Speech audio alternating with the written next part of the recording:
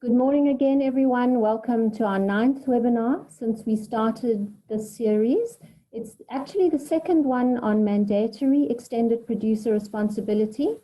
For those of you who don't know me, my name is Cherie Skulls and I lead the team at Petco. We are pleased that you've made the time to join us today. These webinar series are replacing our face-to-face member workshops for the time being, and it's great to have the opportunity to connect with you, albeit in a virtual space. We've got more than 88 registrations today, so again, warm welcome to all of you. The new Section 18 regulations on mandatory EPR have raised many questions from industry and our members. And this is the reason for running this 4-part webinar series, which will continue right up until the 21st of October. Last week, we looked at an introduction to Section 18 and what it will potentially mean for you and your business. Nothing is cast in stone. We are waiting for the Gazette. We thought it might be gazetted last week, but we are not sure. We understand the department is working on it and we are expecting it shortly. So today, we will be exploring some of the models of producer responsibility organizations globally. Some countries have single producer responsibility organizations and others multiple. Next week's session will look at fee setting and compliance requirements. And we are very pleased to share with you that we'll have 2 further international speakers who are well experienced in these fields. Michelle Carvel from Lorax EPI Consulting and Kyriakos Papounos from Papounos Sustainability Consultants. We'll conclude with a session on monitoring and evaluation where David, Drew and I will share our thoughts. So in terms of our agenda today, I'll do a quick introduction to set the scene, and then I'll be handing over to Joachim Corden, who is the Managing Director of EXPRA. A little about Joachim. He studied law and has been in the environmental space since 1993. He's been involved with PROs since 2001, where he was Secretary General of PRO Europe, the umbrella organization of 35 packaging recovery organizations using the Green Dot trademark. Between April of 2005 and February 2013, he was appointed as Managing Director of that organization. Since 2013, he has been the Managing Director of EXPRA. Extended Producer Responsibility Alliance is what EXPRA stands for, and they inspire packaging recycling. They're an alliance of currently 26 non-profit packaging recovery organizations owned by obliged industry from 24 countries, including Europe, Canada, and Israel.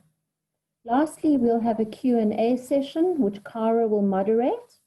Remember, throughout the duration of the presentation, you will be able to submit questions to the Q&A forum, very easily accessed through the Q&A button at the bottom of your screen.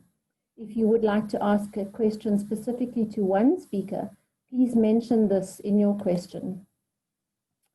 I think most of you know about Petco, but in case there are some of you who don't, the PET Recycling Company, trading as Petco, was incorporated in 2004 after concerned members of the PET sector formed a working group representative of the full value chain in early 2000.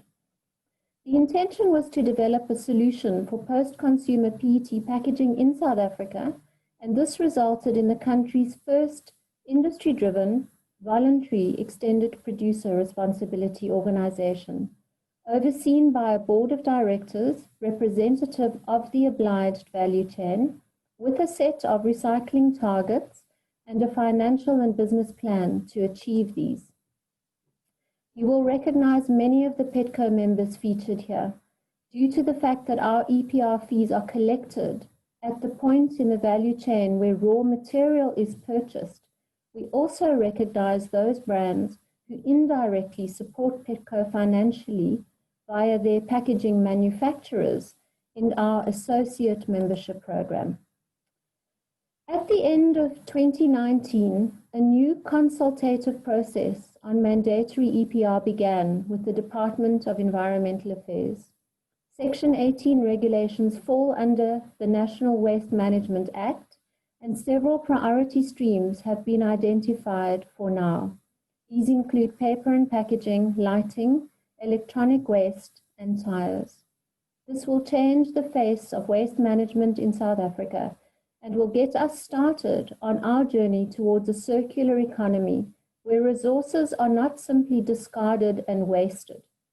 It will help to drive a secondary resources economy, stimulating innovation, job creation, and sustainable production and consumption.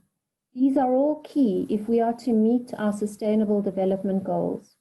These new regulations will come with new challenges as well as opportunities, just like any other new approach. It will potentially allow for multiple PROs per material and will probably include guidelines or even requirements that PROs will need to comply with. We will need to adapt our systems and structures in order to remain compliant. Fortunately, we can learn from best practice globally and combined with our experience to date, hopefully develop a sound EPR framework for South Africa. We see extended producer responsibility as a tool for effective waste management, fostering a circular economy, and functioning as the connective tissue between the legislative and policy fields, shifting responsibility upstream to the producer away from municipalities, as well as providing incentives to producers to incorporate environmental considerations in the design of their products.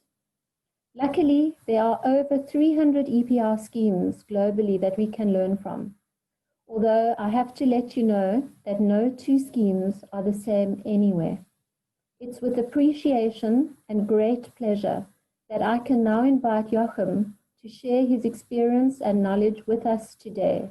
For interest, this month was the 30th anniversary of the very first EPR scheme in the world. On that note, what are the lessons that you can share with us, Joachim? Over to you. Yep. Thank you very much for this warm introduction. I'm very happy to be, just a second, to be with you today. Although I would have loved, of course, to be in person in South Africa. I have been once in South Africa with the European Commission, but this is now 4 years ago, 5 years ago. I don't know. It's a long time ago, and I only stayed for 3 days, 4 days, and it was by far too short to get to know this beautiful country. So as soon as Corona is over, I think we will have to make the plan to visit you in person. EPR lessons learned from Europe. I'm very happy to speak a little bit about this, but of course, I think we could fill several webinars with several experience. So I will concentrate just on the core topic of today, on the work of a PRO, and just some very short information about the association I'm representing, EXPRA. As Sherry said, 26 members, and probably within the next days, we will announce a partnership agreement. So no member at the moment, but the partnership agreement with Chile, because Chilean industry is setting up a PRO as well. And as they are still in founding process, we will start with a partnership agreement to support them as much as we can do this at the moment.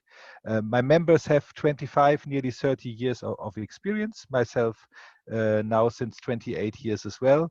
And I think the most important is that we provide over 200 million people with a convenient collection system. I think this is the most important thing, and this is the job, the real job we have to do, to work for our inhabitants, to provide them with a good infrastructure so that they can easily sort and get rid of their valuables, of their packaging.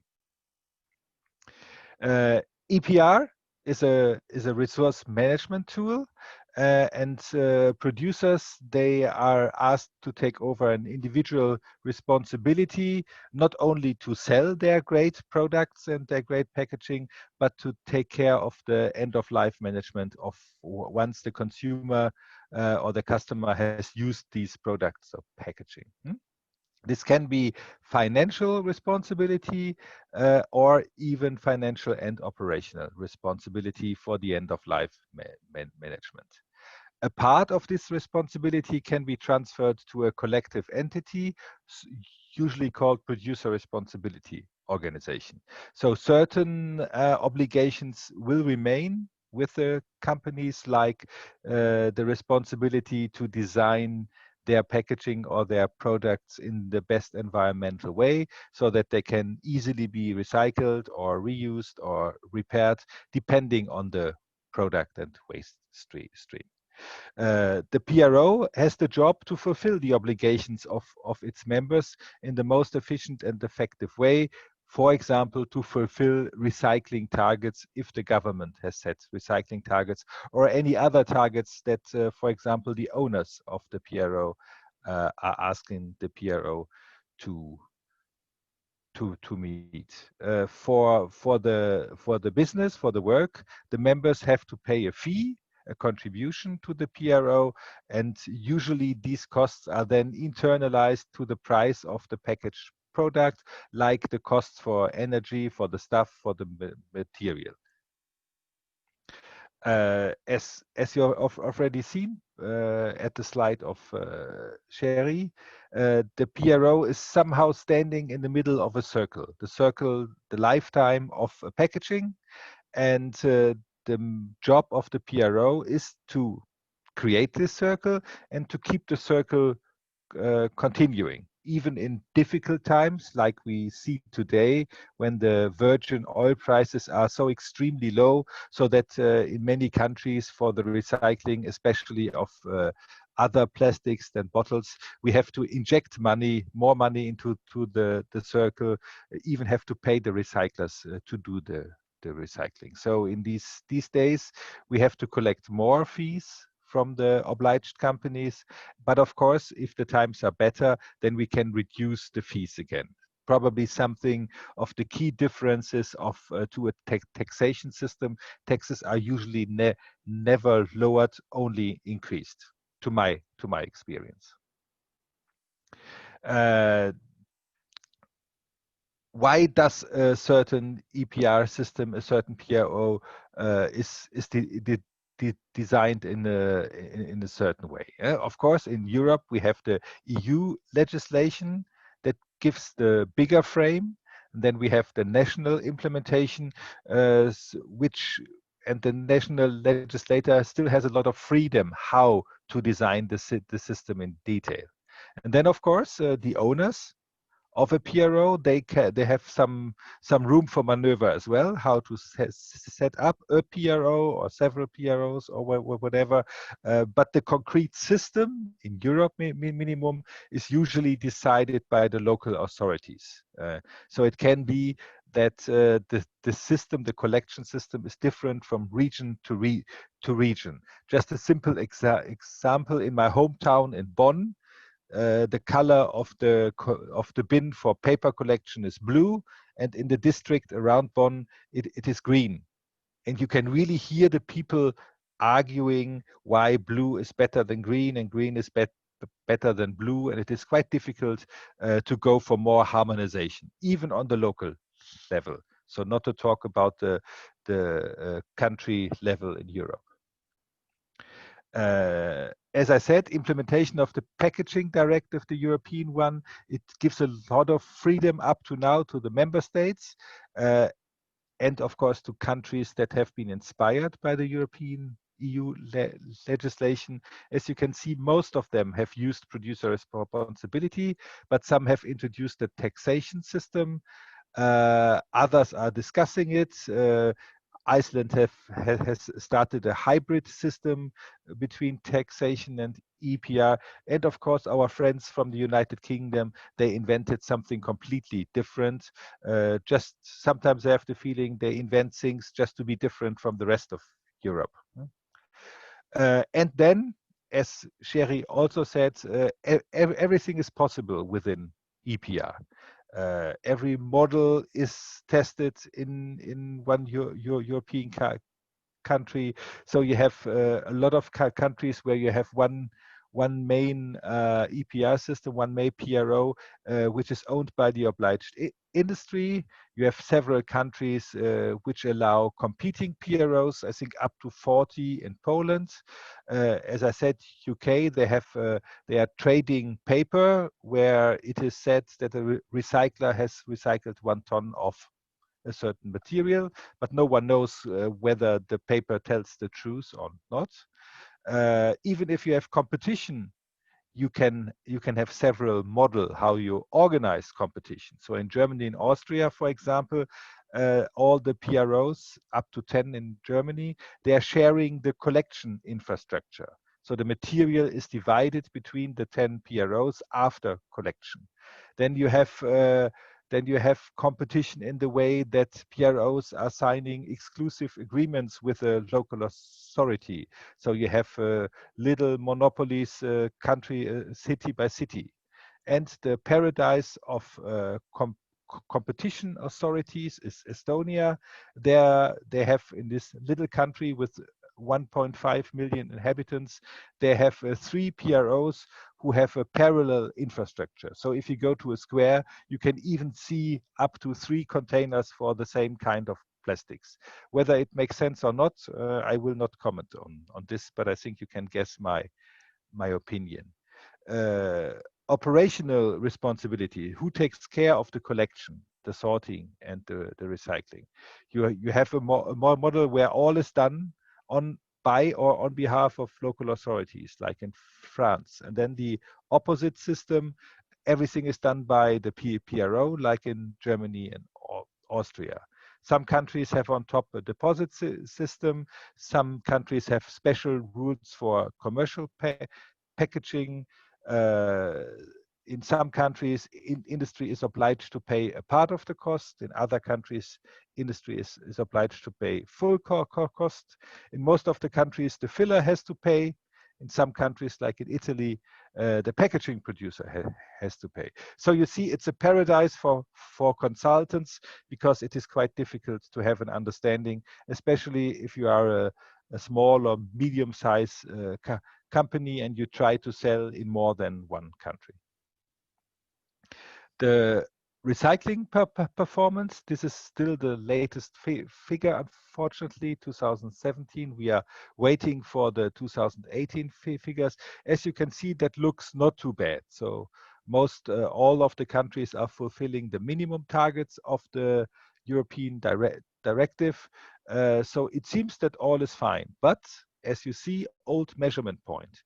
We will change in the future how to measure recycling. So most or all the countries will lose between 10 and 30% of their performance. So the picture will not look as nice as today. We will have to see. First, the countries have to install a new administration to understand how to measure recycling. And this leads me to the new legislation, 2018 already, so two years old, but still the member states have to transpose it into new national legislation. And one of the major and key articles in this new legislation are minimum requirements for EPR. And these are really based, I would say, on the experience of the last 20, 25 years. And they are really, really great. And I can only tell, if you are interested, to read this article 8A, because it tells a lot what all has to be done to have finally a very good functioning EPR system. And there are a lot of rules, especially for countries which allow more than one PRO. most important minimum requirement is this independent oversight over PROs and over competition. Because we noticed that in many countries, or in most countries with competition, the competition was called Wild West competition. It was not a competition on the best system. It was a competition on who is most brave enough to have the most creative figures. So I would not call it fraud, but some people perhaps would call it fraud. So you need a very good oversight and monitoring, enforcement to keep this game under control. As I already said, is for me one of the best practices, because Italy is a very interesting country, a unique country, and people in Italy, I would say, like to discuss a lot. They like to have their own opinion, and it is quite difficult, I would say, to get all the various actors under one roof. So they decided to have a material consortia for each packaging material, where the whole value chain is represented. Of course, those who pay have the most dominant role. But they said it does not make sense that companies which use all of the various packaging material have a contract with each and every of the material consortia. I think the big companies, Unilever, Nestle, Danone, they use all the various packaging material, so they would have had to conclude with each and every consortium contract and pay the fees. They said this is not clever, so they founded an umbrella organization, CONAI, and they are on one side responsible to collect all the fees from industry, and on the other side, they are responsible to speak with the ministry, which is also very clever, because if 6, 7, 8 material consortia would speak with the ministry, I think no one would know what to do in the end. So that has been their solution to get all industry behind the Italian EPR system, and to avoid a constant discussion how to organize it, like it is done in other countries. Coming back to the packaging recovery producer responsibility organization, which is the core of each EPR system, as I try to explain you in the slide. One of the jobs is to register the obliged companies that want to use the PRO to fulfill their obligations. So one of the core things for each PRO is to have a very convenient and very good functioning data system to collect all the information from the companies, which packaging and how much packaging they are putting on the market. And this is, of course, used on one side to calculate the fees that each member has to pay, but also to send the aggregated data to the authorities. Then, of course, for the fees, to develop in a transparent way a fee structure that reflects the costs of the operation, collection, sorting, and recycling, communication, administration per material, or in the future, if you go even to eco-modulation of the fees, per sub-material. So for plastics in many countries, we are starting now to ask for different fees, whether it is a PET bottle, or whether it's a flexible packaging and so on. This is somehow in Europe now the next step to go away from a plastic fee only, but to differentiate it, to reward those packaging which are easy to collect and to recycle, and to penalize a bit those packaging where a recycling channel still has to be built up. Of course, we need to establish and run a collection and treatment infrastructure, the PRO, to be able to minimum fulfill the targets set by the government, taking into account the existing and the local situation. So, for example, whether you have, like in Western Europe, we had a functioning waste management system with a bin or container at each household, whether you rely a lot on the informal sector, so you cannot just copy paste the experience from one country into another. This is, I think, one of the most important steps to analyze and see which system fits most to your country. Data and reporting system for these operations, so that you can trace back what is collected, what is sorted, what is recycled. On one side, of course, to prove that you use the money in the right way for your members, but also to prove to the government that you fulfill the set targets. The Netherlands, I would say, they are the master and most correct country in Europe when it comes to packaging put on the market. As they are going so much into detail, and as they are checking obliged industry quite a lot, they have decided that they will do it on 90% of the companies that put 90% of the packaging on the market, and not to go to each and every company, even to the small one. So they have a de minimis of 50 tons a year to reduce the administrative burden for the small, but also for the system. But then they have developed a quite good system with auditors, etc., to check whether the medium size and the big companies report the right amount of packaging. For the fee calculation, just an example, an easy example from Spain, my member Ecoembes. So these are all the different steps they have to take into account with regard to costs divided by material that end up then in the end to the fee that obliged companies have to pay.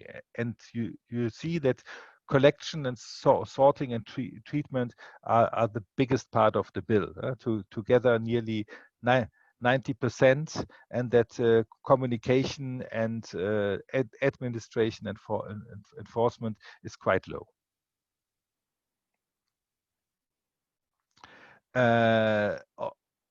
Also for the separate collection, for the model in Spain, they decided to use a container collection system. So not each household has its own bin, like for example in Germany. They decided to put containers for each material everywhere, very close to the houses, very close to the homes, so that it is easy for the inhabitants to bring their packaging to the different containers.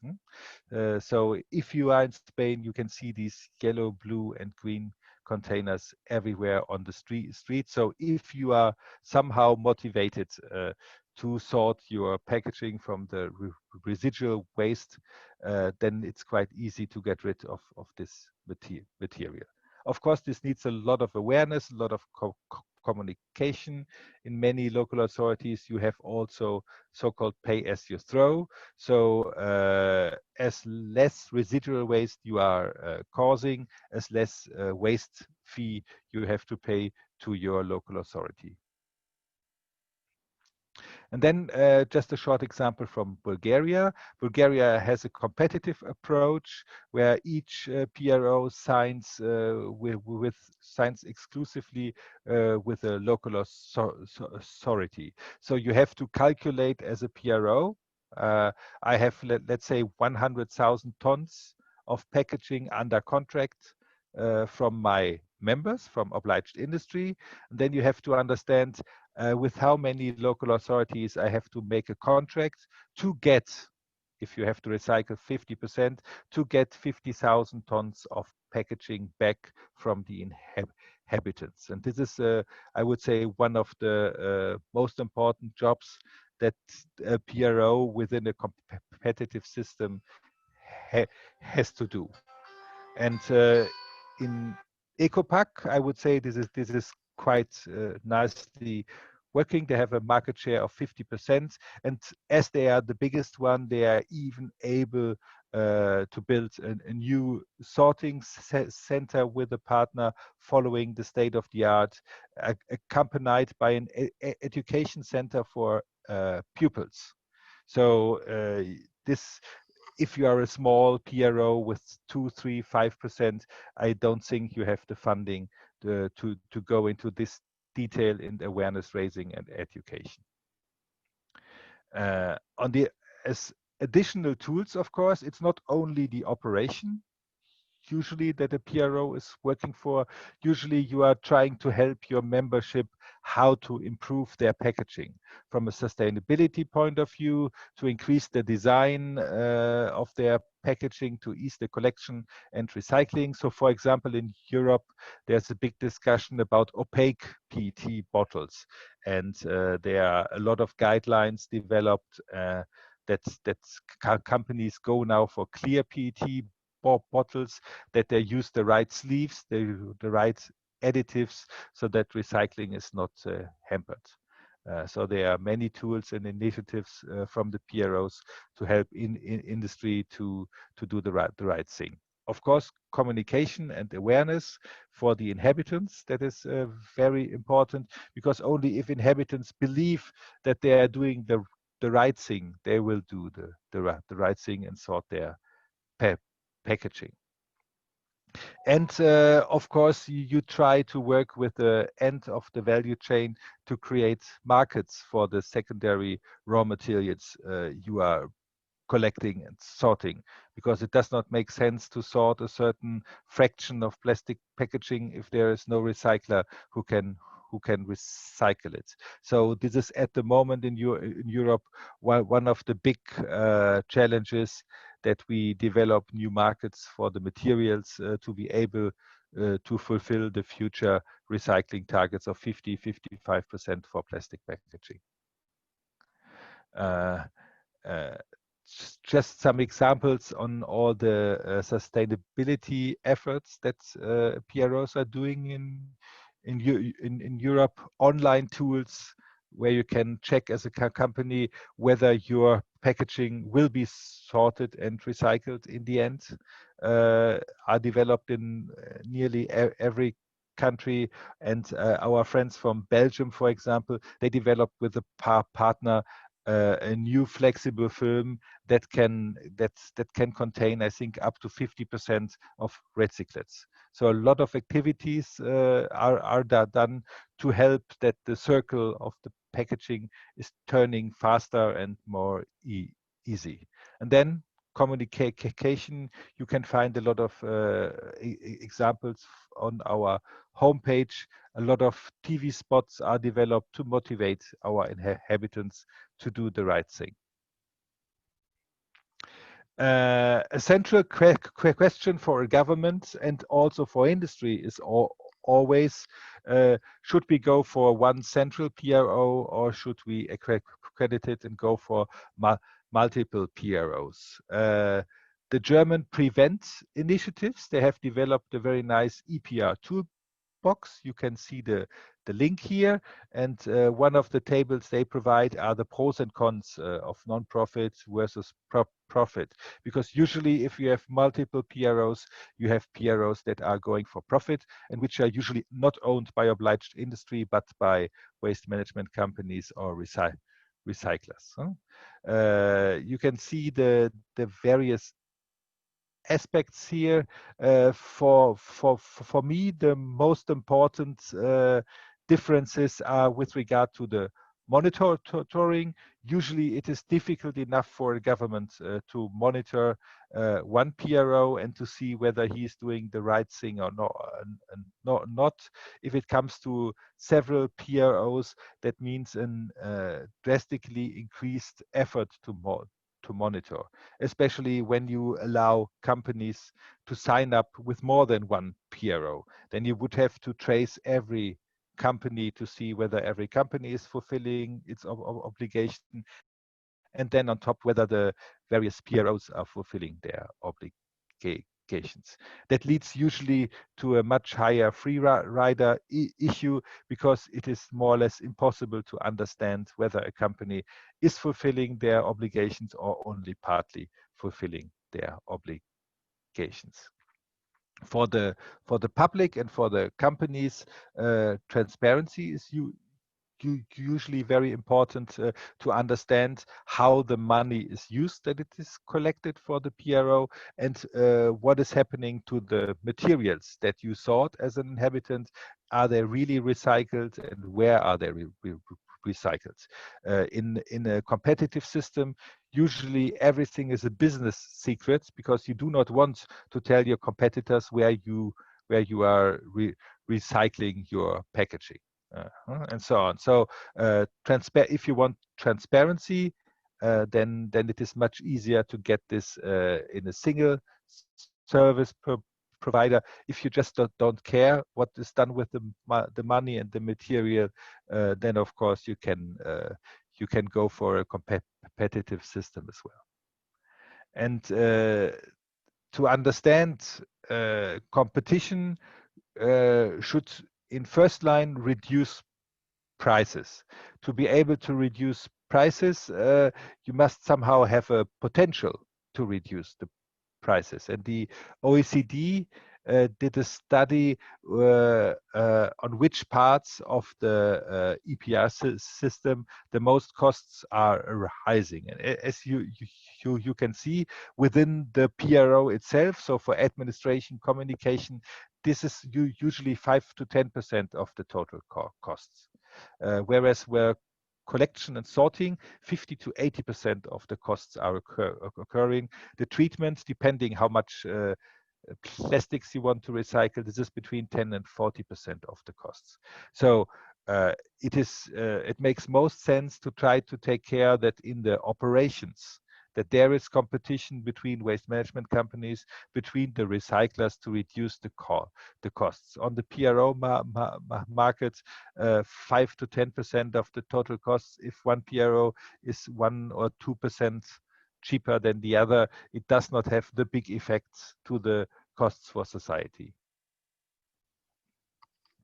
Then of course the question is, do you want to go for one PRO for all packaging, or do you want to go for a material specific PRO? So even within a material sub material PROs.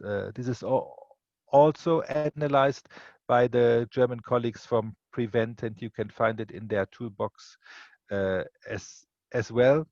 It is, of course, easier for companies using all different materials to sign up with one PRO instead of signing with 2, 3, 4, 5. How many are accredited? So I think the operational burden is lower, and of course, then the monitoring from the government is easier if you monitor one, or if you have to monitor several PROs. On the other side, you can say that if a PRO is just concentrating on one material, he will do the best just for this material and might achieve higher results. On the other side, if you have to compete for the infrastructure, then it makes sense that you have a comprehensive approach, because I think it was in India, I learned that they had developed a starting system for the collection, paying a part of the informal sector a certain fee for PET bottles. Then another sub-material entered the market and wanted that their packaging is collected. So they made to the same informal sector an offer, just paid them a little bit more. And then the PET bottles increased their contribution. So in the end, you did not improve the waste management system of this area. You just paid the existing people that are collecting a little bit more money. And I think in the end, especially for obliged industry using many different packaging materials, in the end, the target is to have a smooth functioning and convenient system for all the packaging. So I'm a friend of a one PRO that might be on better to establish this convenience system. We did this already. Plastic packaging in Europe. As you can see, the results are not as good as for the overall packaging, so still a long way to go. The red line is our target for 2030. You might say it's 10 years to go, but I would say it's only 10 years to go, especially with the new measurement point. The performance will be reduced for plastics probably by 30%. So it's a lot of challenge. We have to improve our infrastructure a lot. We have to find a lot of new outlets for the packaging recycling. That's why a lot of investment is done into chemical recycling. Whether it works or not, we will have to see. Just to show you that EPR for all packaging can do a lot. This is a member state coming from the south of Europe. So when all the stories started 20 years ago, you can see that the performance was quite low. So the development of the infrastructure for the country started, and now we are, I think, in quite good level there, with the potential to increase over the next year to reach the new targets. That's what we had. We believe that EPR, as expert EPR, will not solve all your problems. EPR is one very important tool, but of course it needs a social movement as well, because packaging is only a part of the municipal waste management. If it's to say it very drastically, if there is no infrastructure and no motivation of the government for inhabitants to get rid of their waste in the right way in general, I think it's quite difficult to set up systems for packaging or for or for tires and so on. You must have a comprehensive policy approach to convince the inhabitants to do the right thing. And as a legislator, it is extremely important to tell each stakeholder what he has to do, so that there are no overlaps in the roles and responsibilities. We have seen this in Germany and in Sweden, where local authorities and the EPR system are constantly discussing who has which right and which obligation to do. That is not helpful. We believe, of course, in run by obliged companies on a non-for-profit basis, because we believe that you should not outsource it to third parties. Third parties are mainly interested to make profit. Of course, that's their business, whereas the EPR system should have as a main interest the interest of their owners and the interest of the inhabitants, because this is somehow an outsourced public service that you should do in the best way. Focus on separate collection. It is possible now with new technology to sort from so-called raw waste if the waste is dry. So you have always to keep the green waste, the kitchen waste away from it. But separate collection usually provides much better quality. Transparency for us is a key, because only if people understand what they pay for and why they should sort and believe in the system, then I think this is the best motivation. Calculate the fees for all materials in a fair way. Of course, you should not use the income for plastics to subsidize the glass collection and so on. So this should always be fair and connected to the real costs. This is this big discussion in Europe at the moment, whether to connect it to the real costs, the fee modulation, or to some vision of some environmental activists. EPR should control the use of the fees and not write a blank check to someone else. We have the problem in a few countries where local authorities are fully responsible for the operations, and they just ask industry to pay a lump sum without the need to prove that they have been doing a good job. And it's more than waste management. It's a lot to help industry to optimize the packaging, design for recycling, good communication to the inhabitants are a very important part to have on the long run a successful system. And never be happy, never say we did enough, always try to be active and improve your system. But usually if you have your industry in your boards, they motivate you usually a lot to become better and to avoid unnecessary cost increases.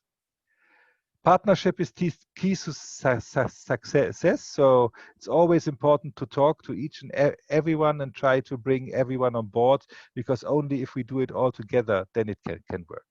That was my very little journey through Europe, and I hope you find it valuable. Thank you. So we are now at the Q&A section of the webinar. And there are a few questions that have come through. Thank you firstly just to Joachim and to Cherie for your presentation so far. We've built in an extra bit of time into these sessions for Q&A, because previously we got some feedback that the Q&A session wasn't long enough. So we have a good amount of time left. Just once again, at the bottom of the screen, there is a little Q&A icon. So please feel free to submit any questions that you have either to Cherie or to Joachim. So there are a few questions that have come through already. I'll start off with, in the event of multiple PROs, what role does a clearinghouse play, and what are the requirements for companies that fulfill this role? Auditors, data analysts, lawyers? I'm not sure who would like to answer, but that is the first question. Okay. The clearinghouse, or the independent oversight authority, however you call it, the first job, of course, is to understand which obligations each of the PROs has to fulfill. So usually the so-called market share. So the clearinghouse has to understand how many packaging of the total amount of packaging put on the market has each PRO under control, under license within its membership. And then, of course, this reflects to the obligation how much packaging this PRO has to collect and to recycle. So if in a country the total market of packaging is 100,000 tons, and PRO A has 40,000 tons under license, PRO B 20,000 tons, then and the rest is missing, then as a clearinghouse you should fix 80% of the obligation to PRO A, 20% to PRO B.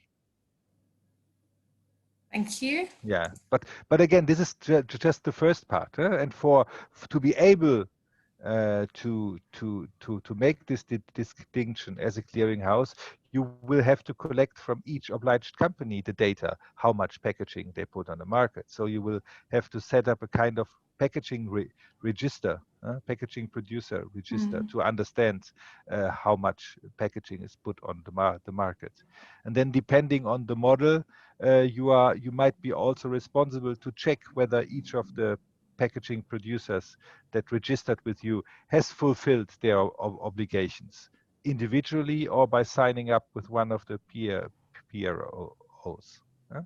And then in the last step, quite often the clearinghouse has also to check whether the PROs are doing the right job to prepare the file somehow for the government, so that they might issue a fine or a penalty or so. So this is what is usually done by a clearinghouse. So then I have another question that's come through that says, how much are the EPR fees for each packaging type in Europe? I think that may be a little bit broad. Yes, this is funny. Because at the moment in each country, industry is obliged to pay a different part of the total costs. So you have some countries where the overall costs of the system are 1 to 2 euros per inhabitant per person, and there are other systems where in total industry is paying 22 euros per inhabitant per person, and this then translate to various fees for industry, a few cents per kilo of plastic packaging, up to €1 per kilo per plastics. So at the moment, this is extreme wide variation. With the new legislation, the obligation that industry covers in every country 100% of the costs, and deeper description what costs have to be covered. So then the fees should come closer to each other, but we then expect with the new obligations and so on that the costs will increase to 30 euros per inhabitant per year. So really a lot of money for countries and for industry especially. Okay, thank you. Then another question has come through. What should the structure of a PRO board look like? In many of my members, of course, the board is consisting of representatives of obliged industry, of those who are owning the PRO. And usually this is then divided by sectors. So to have someone from the beverage industry there, but from the food as well, from non-food there. Retailers are usually have to be represented as well. They play an important role, and usually they are obliged companies as well, because they have a lot of own brands. So retailer brands, so they are obliged as well, but they can help you a lot when setting up a system. If the retailer is kindly asking its suppliers to become a member of the system, that helps a lot to increase the participation. So usually the board is structured by the relevant sectors of industry, so that they are represented and can discuss with each other what is the best model for the total sector. Thank you. Okay, another question has just come through. It says, Petco does good work in lower income suburbs, supporting SMEs with collection infrastructure and training. How will Petco's EPR plans address middle/upper income suburbs with whose householders have more disposable income, so buy and discard more recyclable materials? How will Petco work with the local authorities to access this source of materials? Shall I take a go at answering that? I think as we are moving to more and more separation at source, at the moment there are about roughly 1 million households, I think, I stand to be corrected, that have separation at source. And those are generally in the more middle income areas because it's where established waste collection is. And most of the recyclables currently collected would come from those areas, either through material recovery facilities, for example, Kraaifontein or the ones elsewhere. So that has access to that material. Plus remember that street pickers are also collecting significant amounts of material. It's something that Wits University refer to as separation outside source. So there is significant material being collected by street pickers from those areas. I think we have a bigger challenge in those parts of South Africa where roughly 30% of our inhabitants don't have a weekly collection system at all and might have a central bin for collecting waste or not, in actual fact. So I think one of the challenges for South Africa, and Joachim's comment about local systems being different, I think that will be one of the challenges that we face, is how do we address all of those areas and how do we do it equitably? Do we focus firstly where the volumes of recyclables are so that we can get the technologies and the end-use markets economically feasible? Or do we focus on areas where there's currently no waste management whatsoever, but where there may be less recyclable material? I think that's going to be part of our journey of discovery as we unfold. Remember that in Europe, this has been a story that has been developing over 30 years. So we are going to have to learn. I guess our failures are going to be able to teach us more of what we need to do than looking at successes from elsewhere. Thank you, Cherie.